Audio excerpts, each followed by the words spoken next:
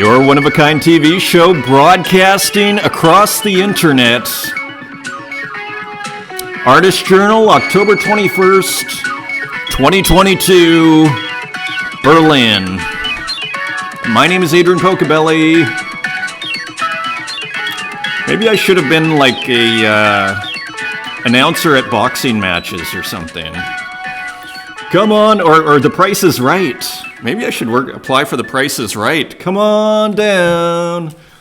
I love that guy, Rod, I think his name was, at The Price is Right. I love the beginning of that show, but lest I get distracted. So I think we've seen this work before, but a bit of homage to the collectors here today and the culture of collecting. And a lot of us artists are collector.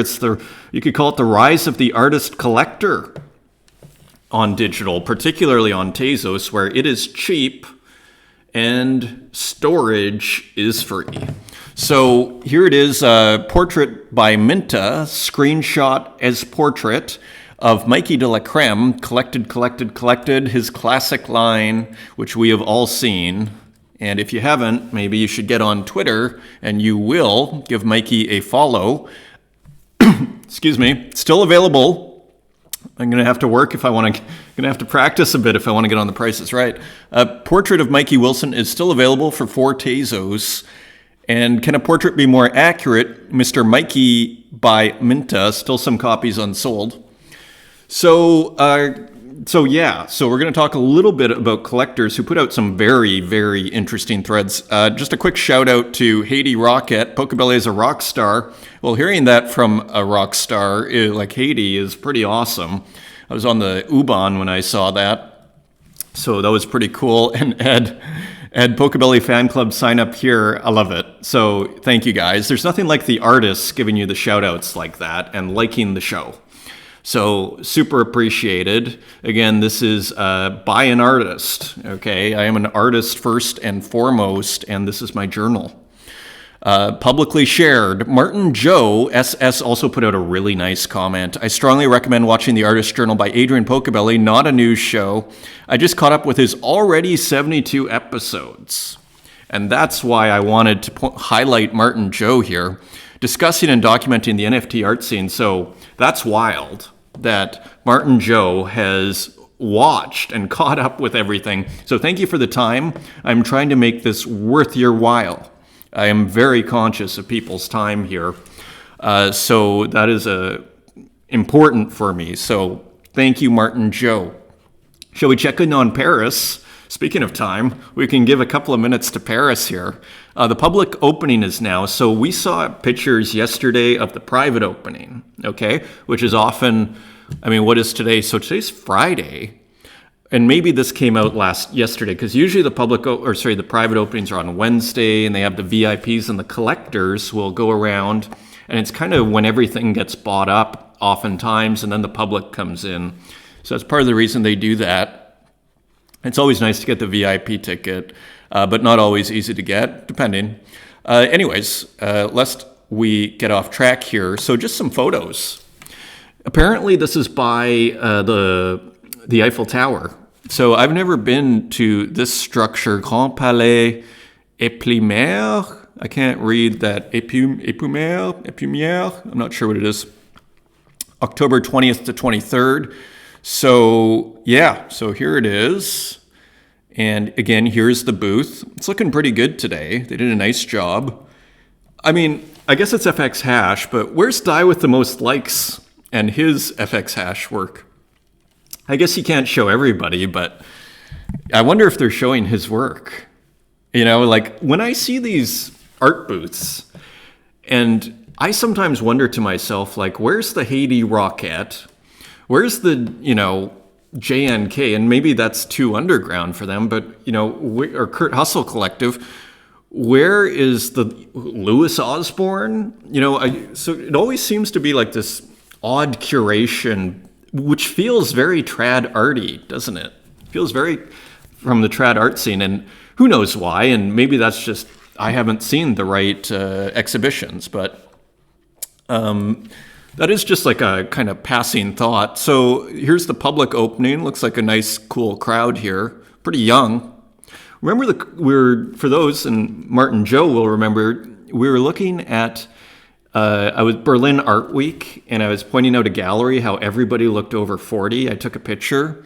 Here, almost everybody looks like, maybe 45. Most people here look under 40. Okay, I am 43, so I'm not judging either way, but I think it does say something. Okay?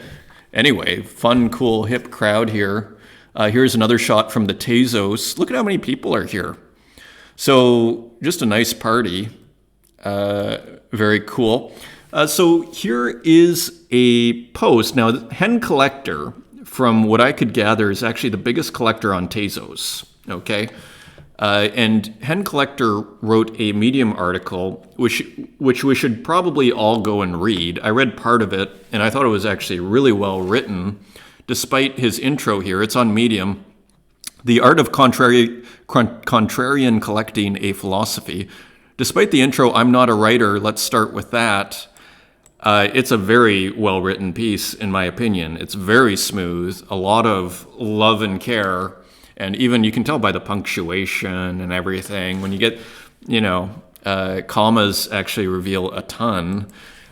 So anyways, here's his intro here. Ever write something because you just need to get it out there? That's this. Long and self-indulgent, addressed to you, but probably meant for me. This person can write. A need to appease my delusions and convince myself that what we are building has meaning. So a thoughtful person here. And I found this through Rural Idol, who responding to this Medium article. This is an inspiring read. I found our culture quite depressing at times of late. Not only bear market, but celebrities, biggie big bags, all that jazz. Artists feeling we need old school approval, TF, MoMA, etc. I dream of creative autonomy for us all. Looking forward to number 2. And I'm only going to take a couple of clips, and this is one of them that I want to take. Just a couple of little takeaways, but you should read the entire article yourself. So this is a quote that Rural Idol quoted from that article. In the long run, it is also certainly possible that this technology may eliminate some of the administrative necessities that validates the existence of companies as we know them. If collectives of creators can form and use the blockchain to build ideas and systems around them without needing to go to the traditional music/art industry to perform these functions, the power of traditional and centralized companies will hopefully lessen. And the power of the individual creator and associated communities may grow. In essence, a wealth transfer from companies to creators and communities.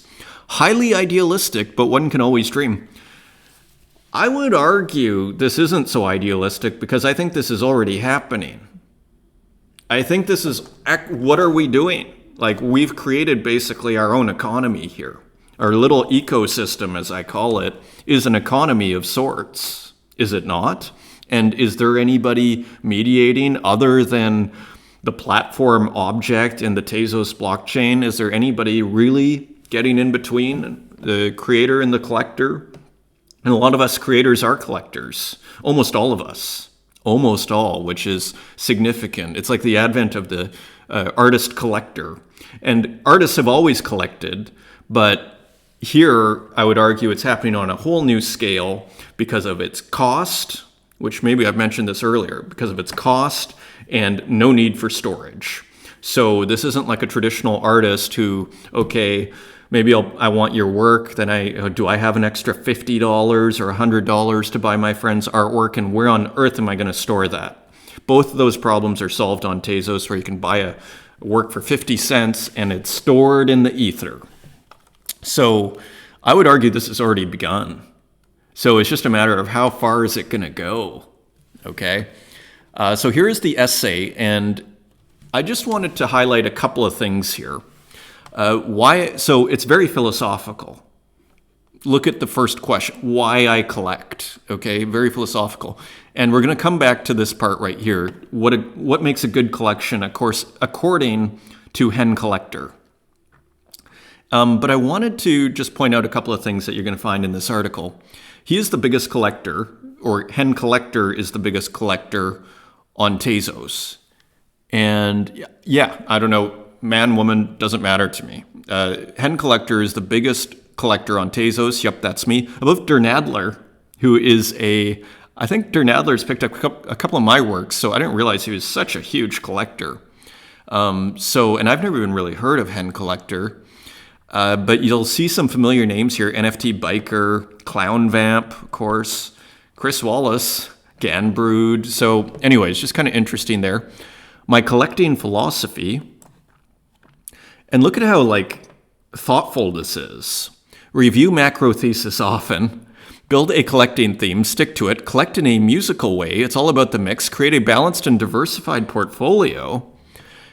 Find diamonds in the rough. Invest in geography. Battle bias. Events equal no rules. When to buy, always. Where to buy, everywhere on Tezos. Enjoy the honeymoon period. A battle is coming. Enjoy the honeymoon period. A battle is coming. I did not see this. I haven't read the whole thing. And so then he goes into detail on every one of these things. Review macro thesis often. So then he goes through each of those points and writes about it. Fascinating. To me, this looks like a primary document, as you'd say. If you're going back in history and you're looking for important elemental works that spoke to a certain time in history, for someone that claims to not be a good writer, this is very well put together. It's like a philosophical treatise on collecting on Tezos. So find that. And it looks like some wise advice here too. So just the final thing I wanted to touch on this essay was this part at the start. What makes a good collection according to the biggest collector on Tezos, who happens to be a very thoughtful, good writer? A, you can feel the purpose of the person behind it. B, you can watch as they methodically move through themes and styles that fit the story they are trying to tell. C, you can hear the questions they are asking themselves as they collect. D, they aren't afraid to collect across diverse sets of creators and a diverse set of genres to give them different perspectives and approaches. And E, they are always striving to tell a good story. I mean, my version of telling a good story is I'm kind of always imagining these rooms in my mind and go, oh, that might work well in the entrance of the museum, so to speak, this museum in my mind, or that might pair really well with this other work on a wall beside it. That's totally how I see, so anyways, fascinating work here. Day 1, The Art of Contrarian Collecting, a Philosophy. So finally here, Hen Collector, this is how many works he has, 447. Should I bring up my calculator times 24? Let's just see what that is. How many works does he have? 447 times 24, 10,728.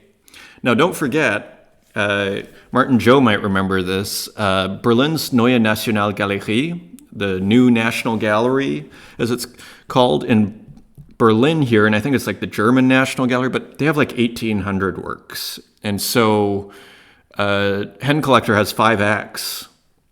I actually feel like it should be more than that. 447 times 24. No, it's 10,000, but it's still, think about that. 10,728 works. And finally, on the collector front here, actually, we have a couple of more things. Giga Chad Pepe, Rob V2 retweeted this, so I found it. The journey I'm not going to go too deep into it, but I did want to touch on a couple of things. The journey of the artist and the collector is more similar than the dynamics of NFT Twitter would have you believe. And so we'll just read a couple of these paragraphs here. Over the last few months, I've seen many successful artists mention internal struggles they face, the pressure to outperform their last mint, the estrangement from the NFT unaware world, the imposter syndrome that plagues their deserved peace as they achieve runaway success. And on the flip side, many more artists feel as if they're shouting into a void, where whether they shill or not, engage, retweet, DM, GM, post, or otherwise, the struggle to be seen and the long waits between sales reflects internally on even the most self-assured creators. And yeah, when you're starting on Twitter or when nobody knows who you are, before I did these videos, basically I was just that guy that bought work every once in a while and people would give me a shout out. So that's kind of interesting too. And so this has helped my Twitter a lot. So anyways, he's kind of, comparing the artist and the collector mindset and actually showing a lot of similarities. So anyways, I'm not going to go into this whole thing, but it was just kind of an interesting, more thoughts on the collector, shall we say, and how they're actually maybe not that different from the artist. A couple of more ideas on the collector front. So here's mech.txt, one of our favorite pixel artists here, Michael Micasso, and he's just showing off in a positive sense. He's just, look at all these great works I'm collecting here. And so let's just, so people are having fun here.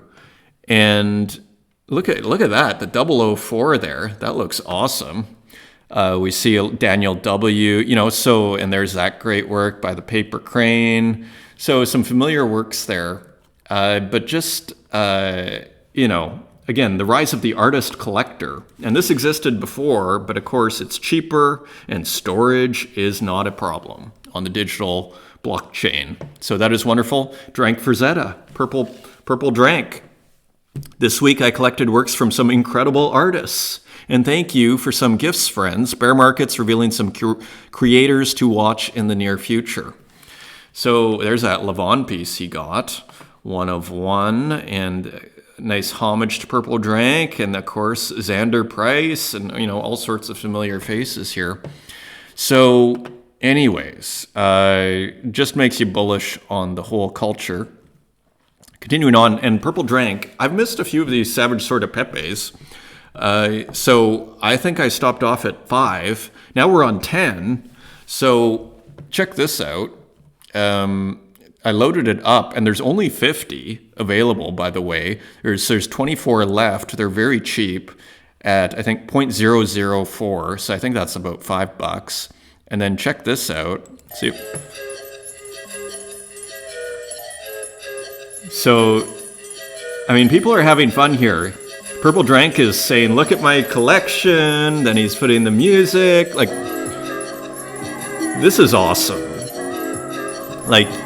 So I hope this is translating at those booths at Art Basel there, because it would be funny to see, someone like myself or someone else start curating this stuff, or Purple Drank or Michael Micasso or the Hen Collector starting to put stuff together and then say this is Tezos blockchain, although this is on Ethereum. So these are NFTs. So,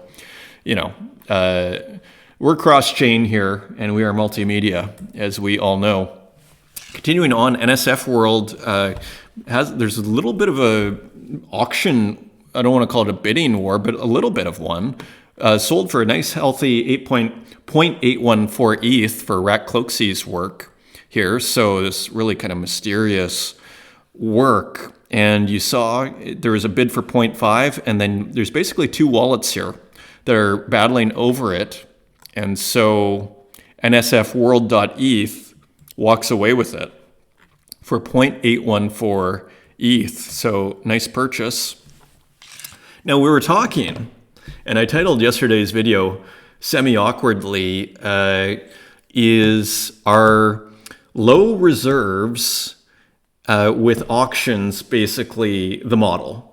Right? And now here's a person, I've never heard of Lord before, but Lord seems to have a lot of collectors on super rare. What I wanted to point out was someone made an offer for 0.75. Lord put a reserve of 0.1. Okay. And look at what happened. Within seconds, 1.4. So obviously they have their collector base, 1.88. 2 minutes later, it's at 2.69.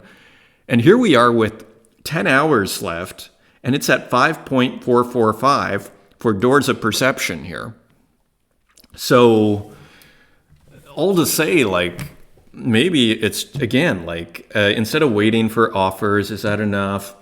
Maybe it's just, again, to me, this is more evidence of low reserve, just put it to auction. And then it goes for the market price. And then, maybe you have to get out there and shill it on social media a little bit. That's all to your benefit. Nothing wrong with that. It's part of the business. Now, RuneTune came in and actually responded to this. Yeah, our art auctions with low reserves, the model. And it sure looked like it there, but RuneTune, as always, brought in a very interesting point. And his answer, or RuneTune's answer, I'm not sure, guy or girl. So let's just call RuneTune's answer was, depends who you are. If you should, our auctions of one of one's the model. Depends who you are. For small fish like myself, a one of one doesn't serve my mission, which is to be better known and recognized for my work in as many wallets as possible. For established, recognized artists, a one of one is likely the best way to go. Another excellent point from RuneTune. And honestly, I'm not even sure. Like, let's take a quick look at RuneTune on Object, give him or her a follow. And so, yeah, so some photography here. So here's some of RuneTune's work. Has some one-of-ones. And you can get a one-of-one for $1. So, yeah, now's your chance to get in on RuneTune, the archives of RuneTune sharing. So a photographer. So I think an excellent point, though. If you're new, I mean, that's how you start off on Tezos. That's what's so beautiful about Tezos is you basically, when you start, nobody knows who you are. You're new to the community, basically. Zero public awareness. So you really have to make things cheap. Like, I learned that the hard way. I put some stuff up for 10 Tezos in December. It did eventually sell, but it took like months. Right? And then I started to lower the price, and then it's like, okay, I'll put some stuff out for cheaper. Check your ego at the door. And that's just how you do it on Tezos. It's not like Ethereum. And maybe you do that on Ethereum too, but as far as Tezos, so I think there is wisdom in the method here of RuneTune. You put out a nice work and then you get it spread out. So anyways, give RunerTune a follow. On Object and on Twitter, a regular contributor to this program. And again, some of our best programs have come from RuneTune. And is there more? Yeah, and look at this. Is this also by RuneTune? Give RuneTune, yeah, so Sweet Heat, so a very cool collection. There you go. So, and owned by Joe Rogan's dad, okay? So, unfortunately, this isn't loading up right now. But you can see the collection here on OpenSea. So it has ETH work too. I guess the photography. So anyways, shout out to RuneTune. Good point, as usual. Tradscape, remember Tradscape yesterday? Saying like, hey guys, I can't keep doing this if nobody's going to buy my work. I can't dedicate all this time. We have an update. Nicholas Oito is sold out. I'm incredibly grateful right now. I complained about sales and y'all showed up in force. I have zero intention of turning complaining into a sales tactic. No one should, but I'm humbled to have y'all hear me and appreciate the art. And it is an awesome piece, and we want to see more of them. Right, for those that missed it, this octopus surgeon, I mean, and the music, like Tradscape, he makes the music for this program, by the way. He made the NFT that I start this program with every morning. And I kind of categorize him as one of those artists where if he didn't make it, nobody would have made it. I kind of like Bjork.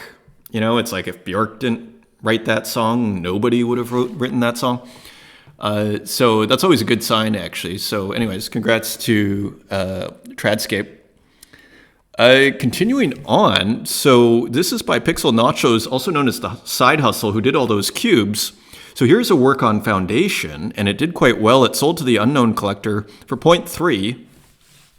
A one of one, and we see a lot of the style of the cubes, right? Like the windows and the cubes, and so a cityscape. So it's very fun to see how different chains will bring out different work. Like sometimes I would argue as you get older, you start becoming much more adaptive. And some of the work I've made on Tezos, I wouldn't have made if not for the Tezos chain and just that culture. And it's like, oh, let's make work, for the culture to a certain degree in celebration, and that works, and not just do my own thing that maybe has nothing to do with anyone that nobody's interested in. It's a fun way to work sometimes, and I don't work exclusively that way, but it's a fun way to work. So anyways, really nice work. Congratulations to Side Hustle, aka Pixel Nachos, and also Yuri J. So after the Super Rare launch, continues to make nice sales, and we looked at this work in a previous episode. I'm so happy for interest in my Raw series, so this is good. And this was retweeted by Sabato, and look at how old this is. This is from the estate of Lee Mulliken. ALMT10A Enigma, October 9th, 1987. 193 kilobytes, which is probably a large file back then. Now, the reason I brought this up is because this reminded me of, remember we were looking at sampled brushes? And I brought up that artist again, Otto Ford. Now, this is like a contemporary artist who puts it on, who makes these works and then prints them out on canvas. And they look quite striking, but you can see they are sampled brushes of samples that they drag, right? A really, really fun, cool technique, very powerful. This looks like an early version of that, doesn't it? Like, it looks like just a 1987 iteration of basically that theme. It seems to be a sample that's being dragged around, different samples. So just wanted to highlight that. And then if you go to Lee Mulliken's OpenSea, Computer Joy, you can see all different kinds of works here. So pretty interesting. None are available. So again, and these sold for 1 ETH each, 1.25, maybe back in, let's look at the activity quickly here. 1.25, 4 months ago. So it's like it's sold out and everybody's just holding on to them. 1 ETH. So this did really well. 35 ETH back then. That's like 100 grand. Okay. Continuing on, Popple shows us his method here. Let's see if this loads up. So we're looking at his work. Here we go. And I always like the works in progress here. So just a little time lapse, right, of the latest work. What was that called? Observatory. So I believe that's still available. And where he mixes generative art and pixel art. So it's always interesting just to see, look at that from the sketch. That's what I really like about Popple's work is he builds it from scratch. Like I'm someone that always is appropriating, always using references that I build off of. It's fun to, I should try making something from scratch. Continuing on, Nanslate, a pixel artist I've never seen before. And I thought was interesting, or not for a while. Actually, in like the tomatoes, the egg, almost a reference to Dali here with the fried egg falling over there. So very nice pixel artist, Nanslate. I think I brought up their works. I did. I'm a tattoo artist who's in love with pixel art. And so a lot of classic stuff here. So stuff for off the beaten path. And actually, I have bought this before. I think I loaded this up. This is a really nice Christmas work. I think it's Christmas. Yeah, it's Christmas. See some like bows of holly or whatever, mistletoe, Christmas lights. So pretty funny. Is that a Christmas tree? I don't know. So anyways, if you're looking to improve your Christmas collection, there's a nice work there. So anyways, the artist is Nanslate. Another pixel artist, P1, who I'd never seen before, Lollipop Moment. Kind of thematically reminds me of Adelia, but in terms of technique, it's clear pixel art with its own flavor. So I think I brought up some P1. So you can see here, this looks really nice. HBD, Blueberry Cheesecake. This here almost reminds me of Burr Sector. I Love Sushi, pretty reasonably priced stuff, almost Game Boy colors here. So anyways, a couple of interesting pixel artists, P1 and just MechTXT. I love how he's practicing a ton. This is another thing I really like, which I'd like to do maybe, which is the being prolific and posting works that you don't necessarily mint. We see Die with the Most Likes does that, right? Sometimes, once in a while, I think I've seen Haiti post like alternate mixes and this sort of thing. It's a very fun way to just kind of keep yourself out there and keep people entertained and interested in you as an artist. And it shows that you kind of have a real depth, because look at how much work you're putting out. I haven't seen this as a mint. There's a ton of work, color studies that he's put out, or that Michael Micasso has put out that I haven't seen. Anyways, continuing on, a beautiful new work by Ed Marola.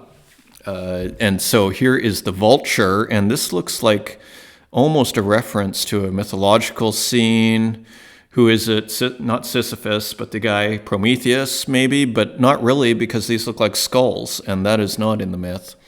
But interestingly, a vulture eating a man's liver, maybe? So maybe half reference to Prometheus. Beautiful work. 1 of 1 for 20 Tezos, so talking like $26 these days. Okay. New work by Cap'n, The Sacred Citadel. And this looks like it's going in a bit of a sci-fi direction here.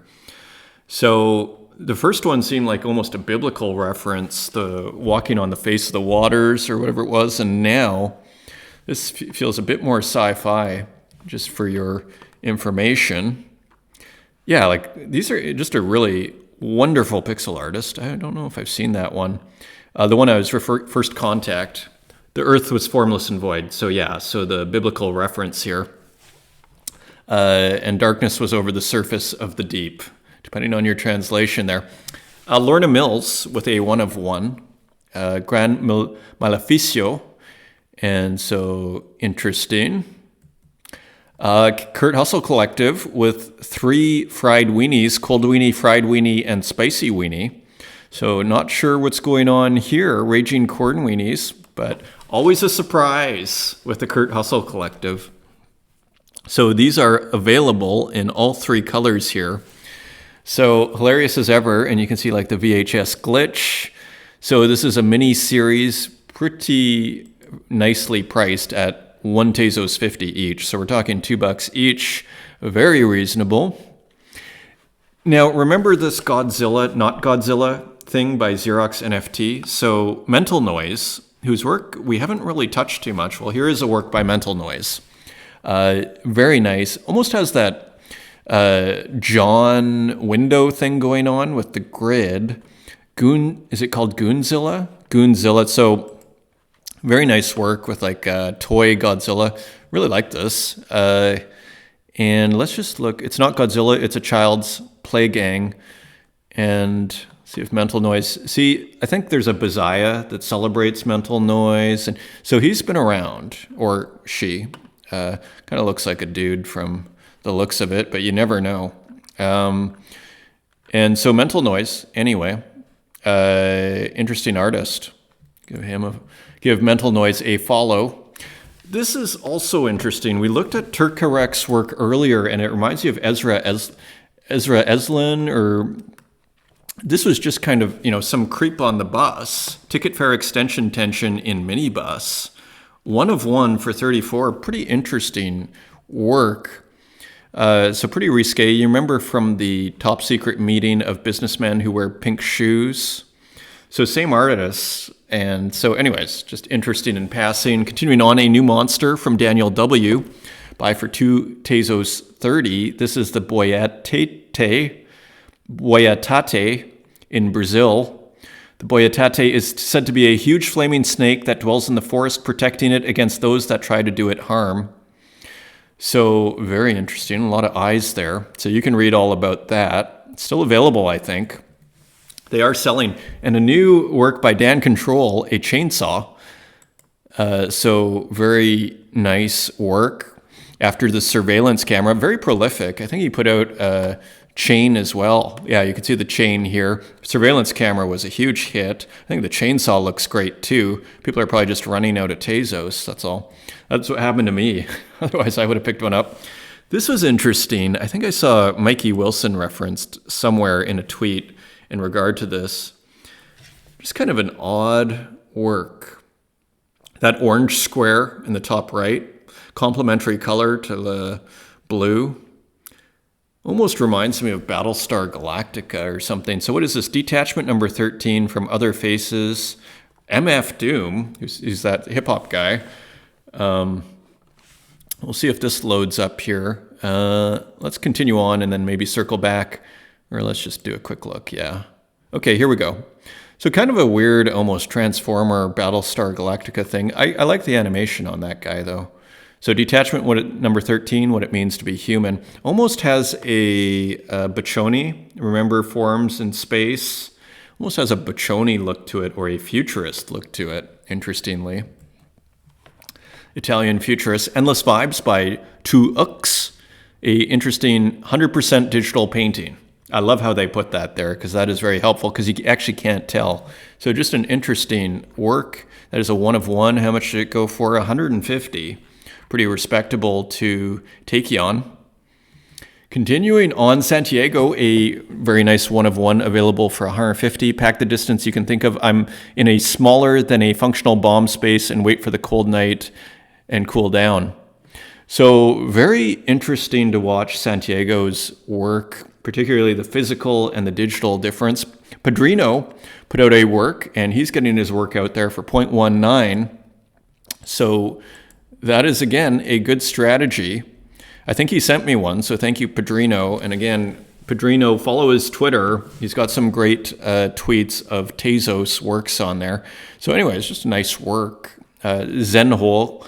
Glimpses of Zen can be found when you stick your nose where it doesn't belong. So practically free. So give Padrino some support there. Martin Brook. This was just a weird artist that I'd never seen before. And I thought it was just like, does this play? Yeah. It kind of moves a bit. Maybe you can or can't see it.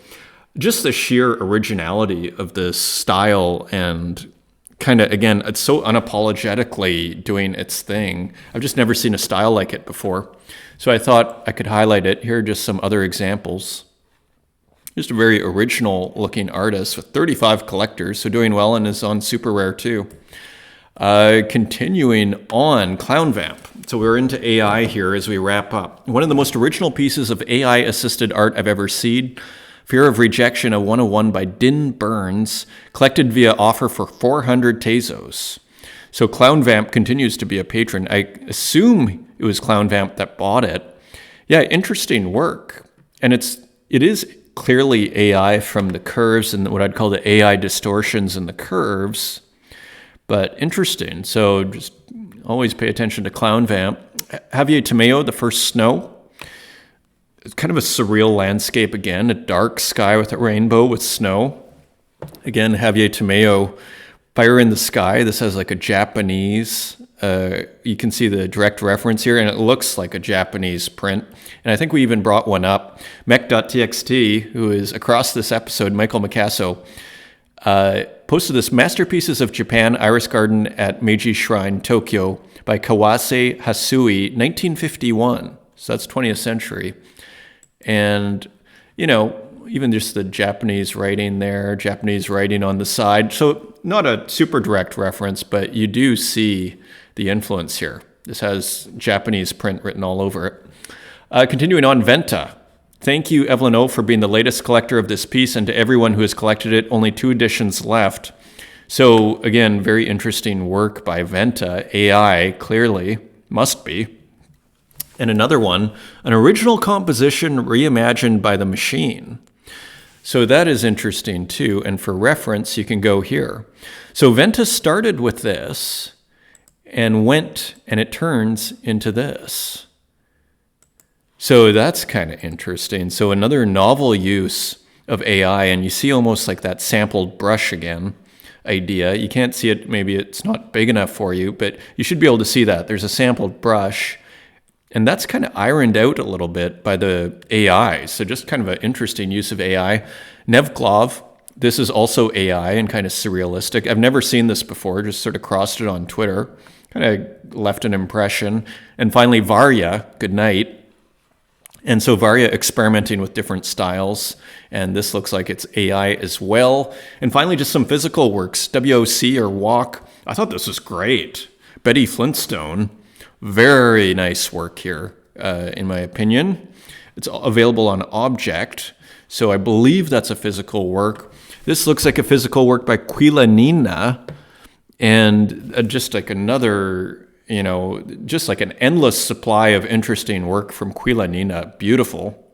And finally, another physical work by Gabby Waltar, acrylic on canvas, sold. And that, ladies and gentlemen, is our show. Thank you for watching. Until next time, take care.